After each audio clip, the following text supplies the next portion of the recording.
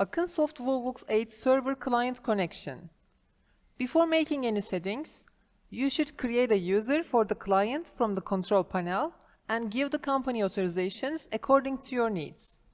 If you haven't created a user yet, you can create one by watching our company and user definitions video.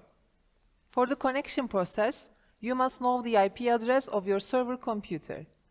If the server and client are on the same network, you can determine which IP your server computer is using via CMD or the modem interface. Press the Windows button on your server computer and type CMD. Open the command prompt, type ipconfig and press enter. You can obtain your server's local IP address by checking the IPv4 address field.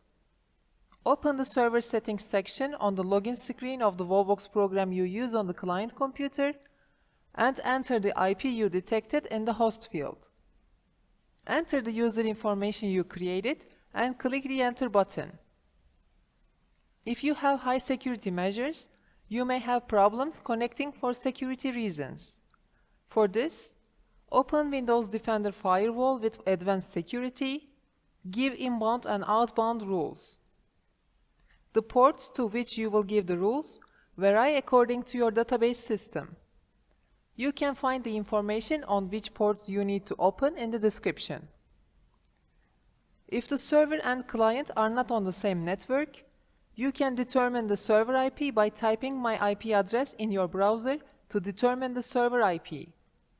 For a stable connection, we recommend using a static IP on your server. Since the computers are in different networks, it is necessary to allow access to the ports given in the description from the modem interface. Open the server settings section on the login screen of the WolVOX program you use on the client computer and enter the IP you detected in the host field. Enter the user information you created and click the enter button.